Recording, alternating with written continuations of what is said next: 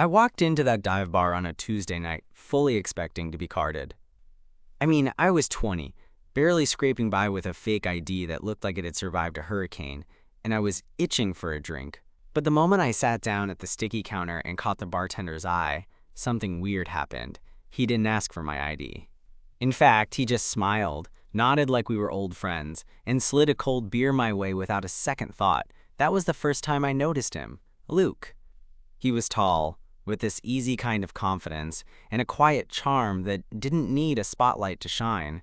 His dark hair was always a little messy, like he'd just rolled out of bed or maybe just didn't care to style it, but honestly, it suited him. The kind of guy who looked like he could listen to your whole story without interrupting, and maybe even understand it better than you could. The bar itself was nothing fancy. Neon beer signs buzzing softly, a handful of regulars nursing their drinks in the corner, the hum of a jukebox playing some classic rock that felt like it belonged to this place.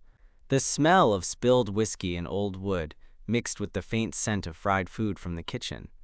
It wasn't the kind of place you'd go to impress anyone, but for me, it was a refuge from the noise of campus and the mess of my own head. I was nursing that beer, trying to act cool, when Luke leaned over and asked, "You sure you're old enough for this?" with a grin that was half teasing, half something softer. I was ready to hand over my carefully guarded fake ID and brace myself for the usual suspicion, maybe some eye-rolling, but he just shrugged and said, "I'm not here to be your babysitter, man. Just be cool." That one line stuck with me. It was like he saw something in me beyond the fake ID and the nervous jitters, something I didn't even fully recognize in myself yet. Over the next few weeks, I found myself coming back to that bar more often, not just for the drinks, but for the chance to talk to Luke, to watch the way he worked the bar with this effortless grace, and to see if maybe, just maybe, there was something real behind that easy smile. It wasn't just that he never carded me again. It was that he treated me like I belonged there, even when I wasn't sure I did. And somewhere between the clinking of glasses and the late-night chatter, I started to wonder if this random bartender, who refused to card me, might turn into something more than just a friendly face behind the bar. But I had no idea then how complicated things could get, or how much I'd end up needing him in ways I never expected. After that night, I made a habit of showing up at Luke's bar. Not every night, because I wasn't about to bankrupt myself, but often enough that he probably knew my drink order before I even opened my mouth. A tall, cold beer, usually something cheap but solid. He'd slide it over with that same easy grin, and sometimes we'd talk for a few minutes between his shifts or when the bar was slow. Honestly, it felt like the only place where I could just be myself without pretending. One night, after the last customers had shuffled out and the neon signs flickered to a dim glow, Luke leaned against the counter, wiping down the surface like he'd done it 1,000 times before. "You ever think about what you're doing with your life?" he asked, eyes tracing the scratches in the wood. I shrugged, trying to sound cooler than I felt. "All the time. Mostly. I just try to get through the week." He chuckled softly. "Same here. I bartend because it pays the bills, but I'm not sure if that's what I want forever." "You?" That question hit me harder than I expected. I'd been drifting through community college, switching majors like I was trying on clothes, never really settling. "Not really. I'm just figuring it out, I guess, or trying to." Luke nodded, like he understood exactly what that meant, maybe because he was in the middle of his own sort of drift. That small moment of honesty between us was the first real thread pulling us closer, though I didn't realize it yet. A few weeks later, something else shifted. I showed up on a Friday night, and the bar was packed more than usual. Luke was juggling orders with that same focus, but also a sort of tired energy I hadn't seen before. When I sat down, he caught my eye and quickly tossed a beer my way without even asking. "Rough night?" I asked, watching him wipe down the bar in this quick, sharp way. He let out a breathy laugh, shaking his head. "Yeah, just the usual chaos." "But you? You look like you've got a story to tell." I hesitated, then decided maybe it was time to share a bit. "Actually, yeah. I had this awful day. Thought I bombed a big presentation, and then my car wouldn't start. Everything that could go wrong did." He nodded, his eyes softening. "Sounds like you could use a break." Before I could say anything else, he pulled out a small slip of paper and slid it toward me. "Here, it's a little place I like. Puts me in a better mood every time." I looked down and saw an address scrawled in his handwriting. "You want me to follow you after work?" He shrugged with that casual grin. "If you're up for it." Honestly, I was. I needed a break from my own head, and maybe the chance to see a side of Luke beyond the bar. When his shift finally ended, I followed him out into the cool night air. We walked a few blocks to a tiny jazz club I'd never noticed before, the kind of place where the music wraps around you like a warm blanket. Luke seemed in his element, relaxed and easy, chatting with the bartender and nodding along to the bass and trumpet. As we settled into a corner booth, the tension between us shifted from the bright lights of the bar to something quieter, more intimate. Luke leaned back and smiled, a little shy this time. "Thanks for coming." I smiled back, suddenly feeling like maybe this was more than just a casual hangout. "Thanks for inviting me." The night stretched out with music and half whispers, and somewhere between the saxophone solos and the clink of glasses, I realized I was starting to care about this guy in a way I didn't expect. It wasn't just the charm or the way he made me feel seen. It was like he was a kind of anchor for the chaos swirling in my life. But as the night wore on, I couldn't help but wonder, did Luke feel the same? Or was I just another customer he let slip through, like so many others behind the bar? The question buzzed in my mind as we stepped back into the cool air, the city lights shining around us like a million little promises waiting to be made. I wanted to know, was this just a night or the start of something real? We stood outside the jazz club, the night air cool and crisp, the city alive with its usual noise and bustle. Luke lit a cigarette, the glow briefly illuminating his face, and I realized I wasn't ready for the night to end just yet. There was something about this moment, the way he looked at me, like he was trying to figure me out, but without pressure, just curiosity, that made my heart beat faster than I expected. So I said, trying to keep it casual, "What's the story? Why this place? It's not exactly the typical hangout after a shift at a dive bar." Luke took a drag, then exhaled slowly. "It's where I come to think, to get away from the noise. Bars are fun for a while, but sometimes you need something quieter, something real." I nodded, understanding more than I could say. "I get that. Feels like I've been drowning in noise lately. School, work, trying to figure out if I'm even on the right path." He flicked the ash off his cigarette and looked at me, really looked. "Maybe you just haven't found the right place yet." That line caught me off guard. I wasn't sure if he was talking about a physical place or something else entirely. I decided not to ask, because part of me wanted to believe he meant me. We walked down the street, our steps syncing naturally, the silence between us comfortable rather than awkward. At some point, Luke slipped his hand into mine. It was subtle, like a secret handshake, but it sent this electric jolt right through me. I squeezed his fingers back, and suddenly the city around us faded into background noise. For a while, we just walked, no destination, no agenda. It was the kind of evening I'd never experienced before, a mixture of quiet connection and raw, easy companionship. But as much as I wanted to stay wrapped in that bubble, reality kept creeping in. "Look," I said finally, "I'm not exactly the easiest guy to figure out. I'm still trying to sort my shit out, and I don't want to mess things up between us."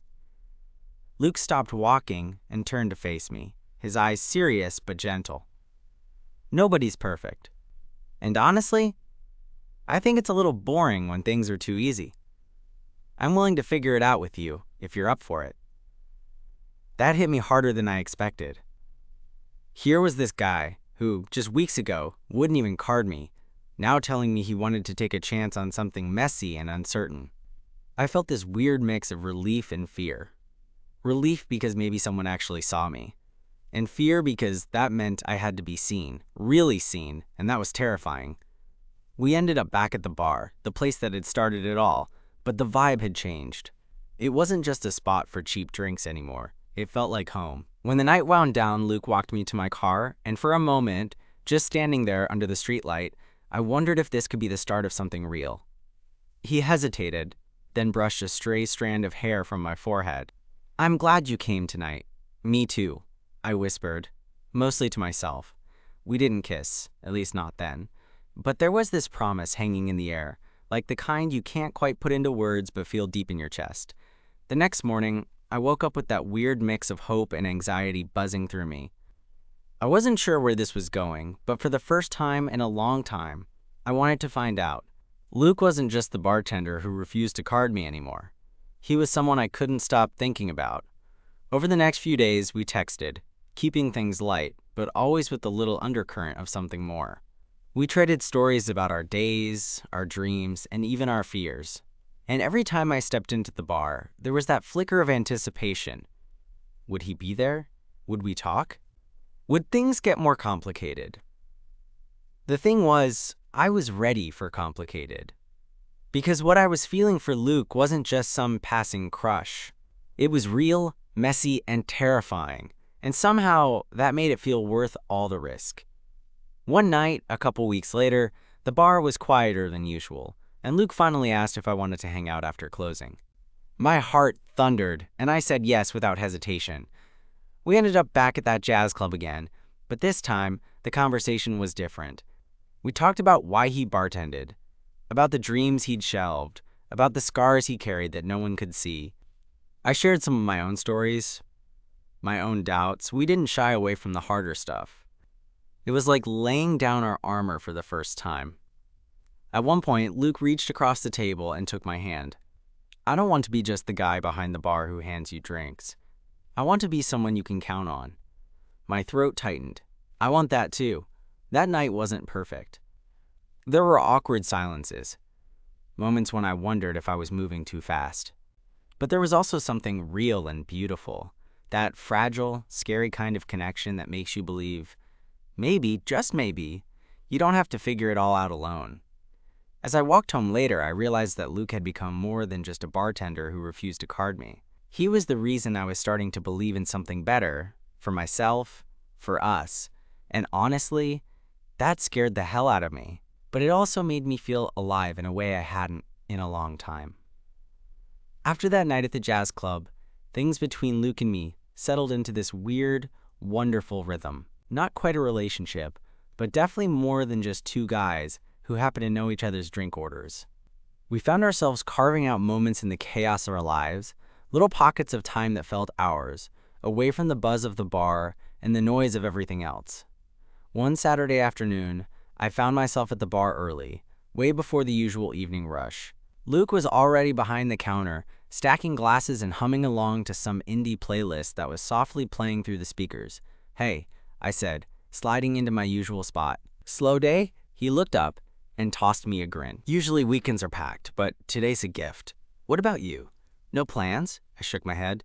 "Not really. Thought I'd stop by and see if you wanted to get coffee or something when you're off." Luke paused and then nodded slowly. "Yeah, that sounds good." We closed up the bar that evening together, the usual routines feeling less like work and more like a shared secret. After we locked the doors, we headed to this tiny coffee shop a few blocks away, a place Luke claimed made the best lattes in the city. I wasn't much of a coffee guy, but I went along with it, curious to see where the night would take us. Sitting across from each other in the warm glow of the cafe, the world outside slowed down.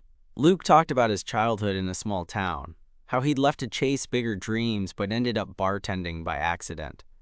I shared my own tangled mess of family expectations and my fumbling attempts to find direction.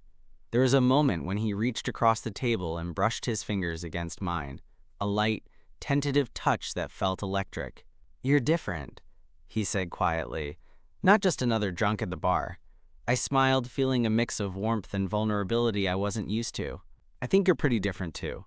For weeks after that, we kept hanging out, sometimes after his shifts, sometimes just on weekends. The more time I spent with Luke, the more I realized how much I didn't want to let this slip away. But the closer we got, the more I started to worry about what it actually meant. One night, after a long shift, Luke and I walked under the streetlights, the city quiet and cool. I hesitated, then asked, "What are we doing?" He looked over, a little caught off guard by the question. "I don't know. I don't want to rush it, but I want to see where this goes, win or lose." Honesty like that made my chest tighten. "I'm scared," I admitted. "I don't want to screw this up." Luke stopped walking and faced me fully. "Neither do I, but I think it's worth the risk." That night, we finally kissed. Slow and easy, like finding the missing piece to a puzzle you didn't even know was incomplete. It wasn't perfect. There was a little awkwardness, some silent questions hanging between us. But it was honest, and it was real, and for the first time, I believed in something beyond the uncertainty. Still, life wasn't about to make things simple. A few days later, I got a call from my parents. They wanted to talk about school, about my future, about the things they expected me to do. When I mentioned Luke in passing, the silence on the other end of the line was deafening. I didn't want to lie, but I also wasn't ready to fight. That night, I sat on my bed, phone in hand, feeling torn between who I was and who they wanted me to be. I thought about Luke, how he looked at me, how he made me feel seen, and I realized that maybe, just maybe, I owed it to myself to be honest. The next time I saw Luke, I told him everything. About my fear, my parents, the uncertainty that hung over me like a cloud. He listened without interrupting, his hand finding mine again, steady and sure. "I'm not going anywhere," he said after a long pause. "We'll figure this out together." That promise became our anchor. We weren't perfect, and the road ahead was anything but smooth. But in Luke, I found something I didn't know I was missing. A partner, a friend, someone willing to face the messiness with me. Looking back now, it's wild to think it all started with a bartender who refused to card me. Little did I know that simple act of trust would lead me to the person who changed everything. And honestly, I can't wait to see where this goes next. After that conversation, things started to shift in ways I hadn't fully expected. Luke and I weren't just sneaking around or catching stolen moments after his shifts anymore. We were trying to build something, even if it was messy and uncertain. But with that came the inevitable challenges, mostly from my side, honestly. A week after telling Luke about my parents, I found myself sitting in my childhood bedroom, phone in hand, heart pounding, as I dialed my mom's number. I wasn't exactly sure what I wanted to say. I just knew I couldn't keep pretending forever. When she picked up, her voice was warm but cautious. "Hey, honey. Everything okay?" I took a deep breath. "Mom, I wanted to talk about, well, Luke." There was a pause, longer than I expected. Then, is he the guy? The way she said it so softly made my chest tighten. "Yeah, he is." She sighed, and I could almost hear the weight behind it. "You know your father and I want what's best for you. We just worry about how complicated this might get." "Complicated how?" I asked, trying to keep my voice steady.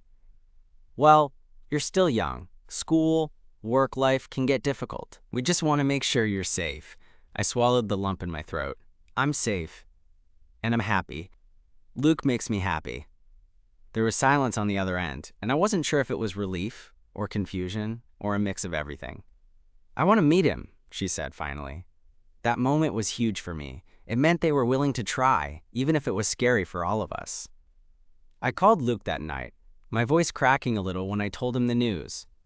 He was quiet for a moment, then said, "I'm ready whenever you are." The next weekend, I brought Luke home. At first, it was awkward. My parents were polite, but reserved, and I could tell they were trying to read him. Luke stayed himself, charming and genuine, and slowly, the walls started to come down. We all realized this wasn't some phase or something to be feared. It was real. That night, after Luke left, I lay in bed thinking how much had changed in just a few months. From the guy behind the bar who didn't card me to someone my parents were willing to accept, that felt like a victory. But life, as always, had a way of testing things when you least expected it. One afternoon, a few weeks later, I was at the bar catching up with Luke when this group of guys came in. Loud, rowdy, the kind of crowd that made the place feel smaller and louder instantly. I noticed Luke stiffen behind the counter, his usual easygoing demeanor replaced by quiet tension. One of the guys, clearly drunk, made some offhand comment as he passed. I caught it, a subtle jab about Luke and me, and my stomach twisted. Luke's jaw tightened, but he kept working like nothing had happened. After they left, I nudged him gently. "You okay?" He shook his head, eyes dark. "I'm used to it. Doesn't make it easier." I felt a surge of protectiveness mixed with helplessness. "You shouldn't have to deal with that." He gave me a small, sad smile. "Welcome to the world, man." That night, we talked late into the early hours, sharing stories about all the times we'd faced judgment, rejection, or worse. It was raw and real. This wasn't some romantic movie where everything magically worked out. It was life, complicated and sometimes painful. But even in the tough moments, Luke was there, steady, unwavering. And I realized that love wasn't about perfection or ease. It was about showing up, even when it was hard. In the weeks that followed, we found ways to support each other. I started going to more of Luke's shifts, standing by his side when things got rough. He showed up for my struggles too, whether it was a bad day at school or the lingering doubts I couldn't shake. One night, after closing the bar, Luke surprised me. He pulled out a small, worn notebook he'd been carrying in his back pocket. "Been meaning to show you this," he said, flipping it open. Inside were pages filled with lyrics and poems, pieces of his heart laid bare in handwriting that was messy but beautiful. Reading his words, I saw a side of Luke I'd never glimpsed before. The dreams he kept hidden, the pain he'd buried, the hope he still carried. "I didn't know you wrote," I whispered. He shrugged, cheeks coloring slightly. "Not many people get to see this side." I reached across the table, taking his hand. "I'm glad I do." That night, we didn't just share drinks or stories. We shared a part of ourselves that felt vulnerable and precious. It was a turning point, the moment I knew this was more than just a fling or a distraction. Luke was becoming the person I wanted to build something with, scars and all. Of course, life kept throwing curveballs. There were still arguments, misunderstandings, the occasional fear that we were moving too fast or not fast enough. But through it all, we kept coming back to each other, choosing connection over doubt. Looking back, I realized that bartender who refused to card me wasn't just sparing me from a routine check. He was offering me a chance at trust, at love, at being seen. And I'm still figuring out where this path leads, but with Luke by my side, I'm starting to believe that maybe, just maybe, the best is yet to come. The first time I met Luke's friends was, well, let's just say it was an experience. He'd invited me over to his place one Friday night for what he described as a low-key hangout with some people from the bar scene. I was nervous, mostly because I wasn't sure what to expect.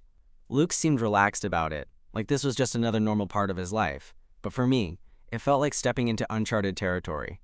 His apartment was small but cozy, with mismatched furniture and walls covered in band posters and fairy lights that gave the place a warm glow. Luke was right at home, moving through the kitchen to grab drinks and snacks like a seasoned host. The group trickled in. There was Jamie, a tattooed guy with a grin that made me instantly comfortable. Alexis, who had this infectious laugh and was quick to drag me into a conversation about their latest stand-up set, and a few others whose names I was still trying to remember. Luke introduced me as the guy who refuses to get carded, which immediately got a laugh around the room. It was a charming little inside joke now, and hearing it out loud made me smile more than I expected. For the first hour or so, I mostly lurked on the sidelines, nursing a drink and soaking in the energy.